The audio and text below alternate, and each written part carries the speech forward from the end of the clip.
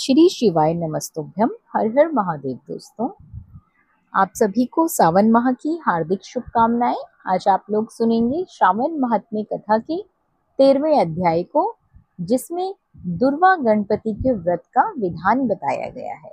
तो सनत कुमार बोले, हे भगवान, किस व्रत के द्वारा अतुलनीय सौभाग्य प्राप्त होता है और मनुष्य पुत्र, पौत्र, धन, ऐश्वर्य और सुख प्राप्त करता है। हे महादेव, व्रतों में उत्तम उस व्रत को आप मुझे बताइए। तो प्रिय भक्तजनों, कथा को पूरा जरूर सुनिएगा, तभी आपको महादेव के उत्तम फलों की प्राप्ति होगी। ईश्वर बोले, हे सनत कुमार, तीनों लोकों में विख्यात दुर्वा गणपति व्रत है। सर्वप्रथम भगवती पार्वती ने पूरी श्रद्धा के साथ इस व्रत को किया था। हे मुनिस्तम, इसी प्रकार पूर्व में सरस्वती, महेंद्र, विष्णु, कुबेर, अन्य देवता, मुनिजन, गंधर्व, किन्नर, इन सभी ने इस व्रत को किया था। श्रावण मास की शुक्ल पक्ष की शुद्ध व महापुण्यदायिनी चतुर्थी तिथि को इस व्रत को करना चाहिए, क्योंकि उसी दिन सभी पाप समूह का नाश हो जाएगा। चतुर्थी के दिन स्वर्ण पीठासन स्थित एक दंत गजानन विघ्नेश की स्वर्णमय प्रतिमा बनाकर उसके आधार पर स्वर्णमय दुर्वा को व्यवस्थित करने के बाद विघ्नेश्वर को रक्त वस्त्र में विशेषित ताम्रमय पात्र के ऊपर रख के सर्वोत्तोभद्र मंडल में रक्त पुष्पों से आपामार्ग, शमी, दुर्वा, तुलसी, बिल्वपत्र, इन पांचों पत्रों से अन्य उपलब्ध सुगंधित पुष्पों से सुगंधित द्रव्यों से, फलों से तथा मोदकों से उनकी पूजा करनी चाहिए और इसके बाद उन्हें उपहार अर्पित करना चाहिए। इस प्रकार अनेकों उपचारों से भी गिरजापुत्र विघ्नेश की पूजा करनी चाहिए। इस प्रकार कहें, स्वर्ण निर्मित इस प्रतिमा में मैं विघ्नेश का आवाहन करता हूँ, कृपा निधि पधारे। इस स्वर्णमय सर्वोत्तम रतन जड़ित सिंहासन को मैंने आसन के लिए प्रदान किया है, इसीलिए विश्व के स्वामी इसे स्वीकार करें। हे उमासुत, आपको नमस्कार है। हे विश्वव्यापिन, हे सनातन, मेरे समस्त कष्टों का आप नष्ट कर दें। मैं आपको पाद्य समर्पित करता हूँ। गणेश्वर देव, उमापुत्र तथा मंगल का विधान करने वाले को यह अर्घ प्रदान करता हूँ। हे भगवान, आप मेरे इस अर्घ को स्वीकार करें। विनायक, शूर तथा वर प्रदान करने वाले को नमस्कार है, नमस्कार है। मैं आपको ये अर्घ समर्पित करता हूँ, इसे ग्रहण करें। मैंने गंगा आदि सभी तीर्थों से प्रार्थना पूर्वक यह जल प्राप्त किया है। हे सुरपुंगव, आपके स्नान के लिए मेरे द्वारा प्रदत्त इस जल को स्वीकार कीजिए। सिंदूर से चित्रित तथा कुमकुम से रंगा हुआ यह वस्त्र युग्म आपको दिया गया है, आप इसे ग्रहण करें। लंबोदर तथा सभी विघ्नों को नाश करने वाले देवता को नमस्कार है। उमा के शरीर में मल से अभिभूत है। गणेश जी, आप इस चंदन को स्वीकार करें। हे सुरश्रेष्ठ, मैंने भक्ति के भाव तथा आपको रक्त चंदन से मिश्रित अक्षत अर्पण किया है। हे सुरोत्तम, आप इसे स्वीकार करें। मैं चंपा के पुष्पों, केतकी के पत्रों तथा जपा कुसुम के पुष्पों से गौरी पुत्र की पूजा करता हूँ।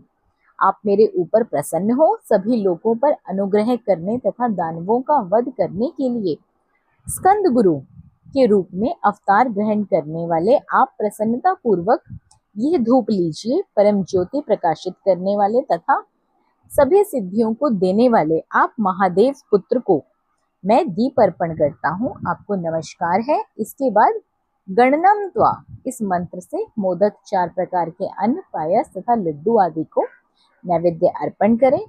मैं आपकी मुख शुद्धि के लिए आदर पूर्वक कपूर, इलायची तथा नागवली के दल से युक्त तांबुल आपको प्रदान करता हूँ।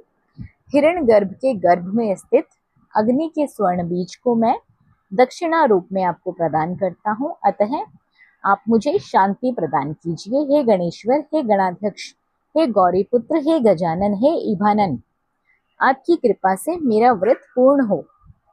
इस प्रकार आपने सामर्थ्य के अनुसार विघ्नेश का विधिवत पूजन करके उपस्कार नैवेद्य सामग्री सहित गणाध्यक्ष को आचार्य के लिए अर्पित कर देना चाहिए। उनसे प्रार्थना करें, हे भगवान, हे ब्राह्मण, दक्षिणा सहित गणराज की मूर्ति को आप ग्रहण कीजिए। आपके वचन से मेरा यह व्रत आज पूर्णता हो प्राप्त हो। जो मनुष्य 5 वर्ष तक इस प्रकार का व्रत करके उद्यापन करता है वह वांछित मनोरथों को प्राप्त करता है और देहांत के बाद शिवलोक को जाता है तथा 3 वर्ष तक जो इस व्रत को करता है वह सभी सिद्धियां प्राप्त करता है। जो व्यक्ति उद्यापन के बिना इस व्रत को करता है विधि के अनुसार उसका जो कुछ किया हो वो सब निष्फल हो जाता है। अब आपको उद्यापन विधि बतलाई जाती है। उद्यापन के दिन प्रातःकाल तिलों से स्नान करें। उसके बाद व्यक्ति 1 पल या आधा पल या उसके भी आधे पल की स्वर्ण की गणपति की प्रतिमा बनवाकर पंचगव्य से स्नान कराकर भक्ति तथा श्रद्धा के साथ इन 10 नाम मंत्रों से दुर्वा दलों से सम्यक पूजन करें। हे गणाधीश, हे उमापुत्र, हे अघनाशक, हे विनायक, हे ईशपुत्र, हे सर्वसिद्धि प्रदायक, हे एकदंत, हे इबवक्त्र, हे मुशवाहक, आपको नमस्कार है। आप कुमार गुरु को नमस्कार है। इन नाम पदों को पृथक पृथक पूजन करें। पहले दिन अधिवासन करते प्रातःकाल गृह होम करके दुर्वादलों तथा मोदकों से हवन करना चाहिए। उसके बाद पूर्ण आहुति देकर आचार्य आदि की विधिवत पूजन करना चाहिए। घट तुल्य थनों वाली गाय का दान करना चाहिए अपने सामर्थ्य के अनुसार।